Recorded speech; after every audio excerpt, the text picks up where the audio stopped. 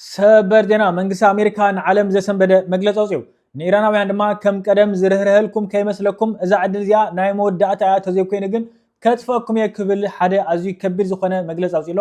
ኢራናውያን ባሕሮም በኸምዝ መንገዲ ይሕልዎ ካንታለው ይኹን ዳንበር ኣብዚ ሕጂ ሰዓት መንግስት አሜሪካ ኣዝዩ ጠንካራ ዝኾነ መግለጽ አውጽዮም ኣለው ፈለማን ዝገበሪኹም ካብ ናፍቲ ዋና ጉዳይ ክምለስ ከለኹ ኢራናውያን ኣብዚ ሕጂ ሰዓት መጻብ ሆርሙዝ ሙሉእ በሙሉእ ዓጺና የና ኳንተሉ ይኹን ዳንበር ሓሊፎም ናይ ሲቪሊያን ዝኾና ማለቱ ናይ ነጋዶ ሲቪሊያን ዝኾና መራኸቡን እናፈተሹ ይሕልፉ ከም ዝነበሩን ቅድሚ 10 ደቂቃ ቢሎም ብናይ ባዕሎም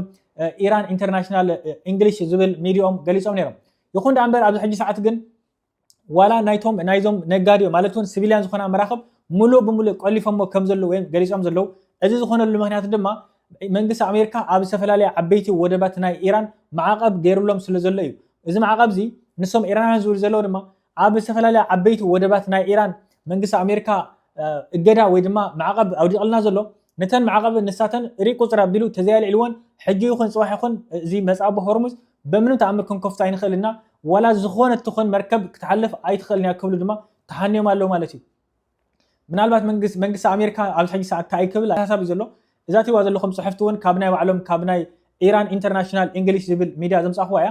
እምበርከስ ኢራናውያን ትማሊ ናይ ምሸት ኣካባቢ ኣቢሎም ዋላ እውን ናይ ሲቪሊያን ናይ ነጋዶ ዝኾና መራኸብ ናይ መጻብ ሆርሙዝ ሙሉእ በሙሉእ ከም ዝዓጽብዎ ይፍለጥ እዩ እንተኾነ ግን በዚ ምክንያት መንግስቲ አሜሪካ ኣዝዩ ሓደገኛ ዝኾነ ንኢራናውያን ኣዝዩ ናይ መወዳእታ ክሳብ ዝመስል ንዓለም ድማ ኣዝዩ መጨነቕ ዝኾነ መግለጽ ኣውፂሎ እቲ መግለጽ ድማ ከምዚ ይብል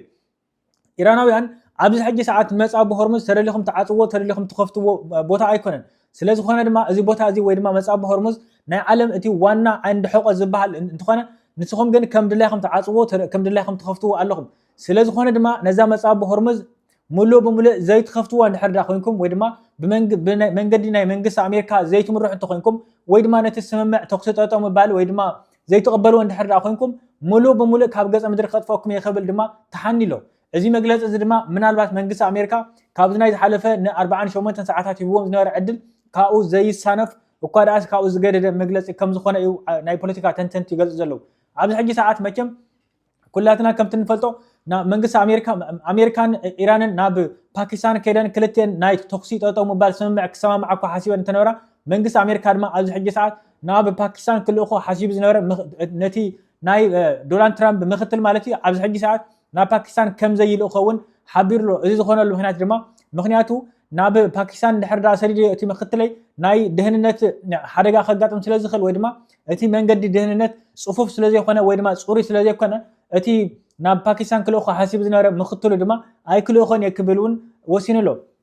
ምናልባት መንግስቲ አሜሪካ ኣብዚ ሕጂ ሰዓት ኢራናውያን ወሲኖሞ ዘለዎ ውሳነ ናይ መጻብ ሆርሙዝ ምዕጻቡ ድማ ስዒቡ መንግስቲ አሜሪካ ኣውፅዎ ዘሎ መግለጺ ብጣዕሚ ከቢድ እዩ ካብዞም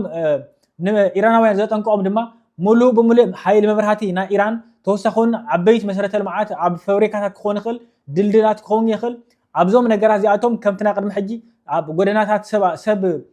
ወይ ድማ ህዝቢ አንፂፍኩም ነቲ መሰረተ ልምዓት ትከላኸሉ ዝነበርኩም ሕጂ ኮማ ዓይነት ርህራሄ የብለይን እንድሕር ዳኣ በቲ ናተይ መንገዲ ዘይትገዓዙ ኮይንኩም ግን ዝኾነ ይኹን መሰረተ ልምዓትኩም ሙሉእ በሙሉእ ንኸጥፎ ንድሕሪት ኣይብልን እየ ምክንያቱ ንስኹም ትፃወት ኢኹም ዘለኹም ኣነ ግን ምሳኹም ይፃወት ኣይኮንኩን ዘለኹ ምክንያቱ መጻብ ሆርሙዝ ክትዓጽቡ ከለኹም ናይ ዓለም ጎረሮ ናይ ህዝቢ ዓለም ኢኹም ተዓጽቡ ዘለኹም ስለዚ እዛ ዕድል እዚኣ ተጠቐሙላ ተዘይኮይነ ግን ወይልኹም ክብል መግለጽ ኣውፂሎ ብዝኾነ እዚ ጉዳይ እዚ ኣዝዩ ሓደገኛ እዩ